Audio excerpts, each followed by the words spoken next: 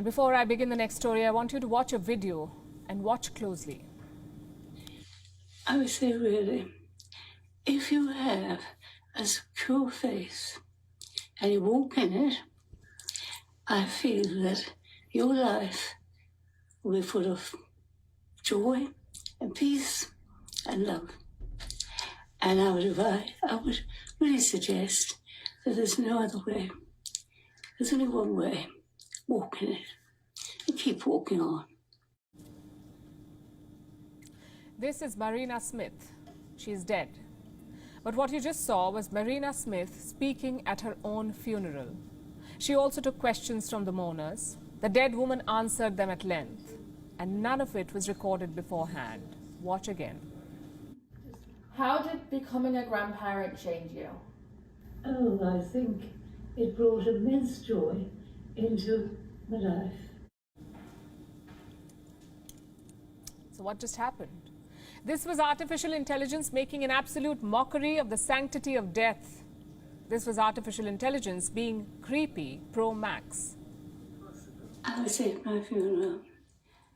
I'm so pleased that I met so many good people who influenced my life, and I had a happy family life. I had a husband, and I feel my life was planned in that by the Almighty One.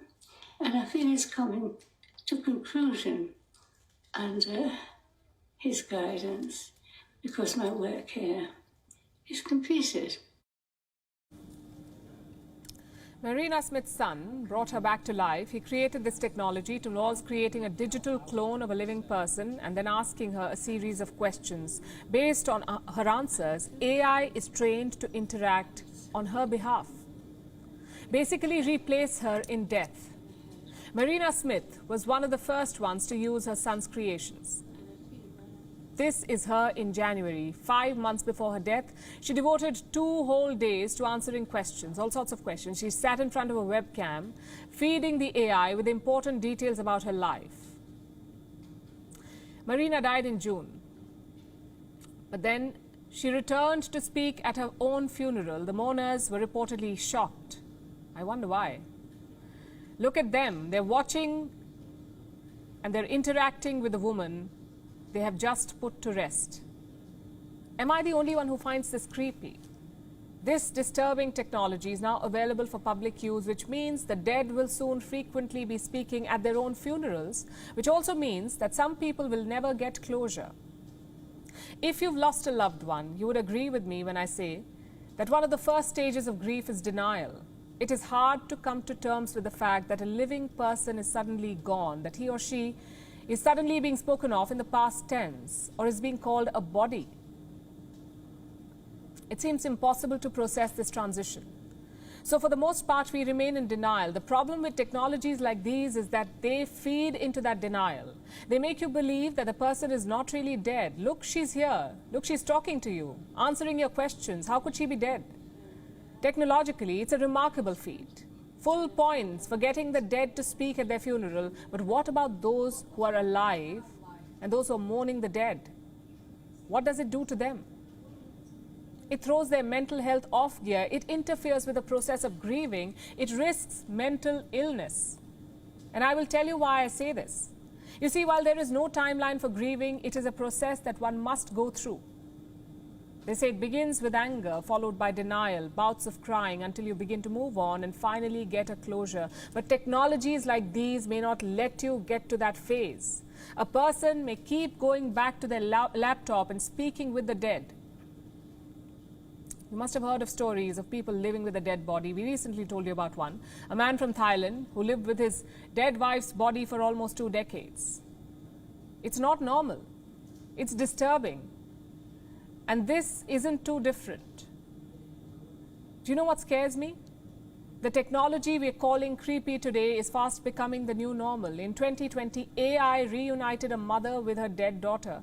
This is Jang Ji-sung. She lost a 7-year-old daughter in 2016. The young girl had blood cancer. Years later, some documentary makers offered Ji-sung the opportunity to reunite with her daughter. Which mother would possibly say no? Ji-sung was asked to wear a pair of virtual reality glasses and see her daughter. The girl emerged from behind a pile of woods. "Mom, where have you been?" she asked. "I've missed you a lot. Have you missed me?" 어딨어? 엄마! 엄마! 엄마 어디 있었어? 엄마 항상 엄마 내 생각했어? 맨날 해. 아니 엄마 많이 보고 싶었어. 엄마도 너 보고 싶었어. 많이 잘 있었어? 나 예뻐? 예쁘지? 너무너무 예뻐 우리 나연이.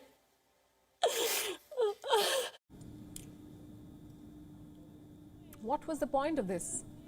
What was the point of reopening old wounds, of bringing back old trauma? Do you think it will be easy for this mother to forget the experience, to move on from it? The documentary makers got what they wanted. The project became the talk of the town in South Korea. But the mother, for her, the cycle of grieving began all over again. Soon, Amazon too will be monetizing your grief. It is training Alexa to speak in the voice of your dead relatives. Amazon's top scientist spoke about this plan at a recent event. He even gave a little demo.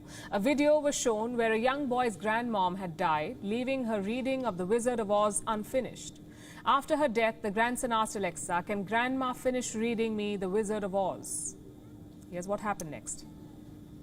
"Alexa, can Grandma finish reading me The Wizard of Oz?" Okay. But how about my courage? Asked the lion anxiously. "You have plenty of courage, I am sure," answered Oz.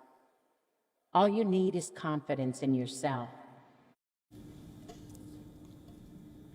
This is not only a mockery of death, but also of the loved ones the dead leave behind. This technology is playing pranks with people's emotions, tugging at your weakest strings. Do we really need these technologies? Must we really blur the line between life and death? Let me ask you a very simple question. Would you rather live in denial forever and let your life end with the death of a loved one? Or would you move on with fond memories of the time spent with that person? What do you think is the healthier thing to do? I think you have your answer. Don't let businesses tell you otherwise. Don't let businesses profit from your pain. I think that's a lot of food for thought. WION is now available in your country. Download the app now and get all the news on the move.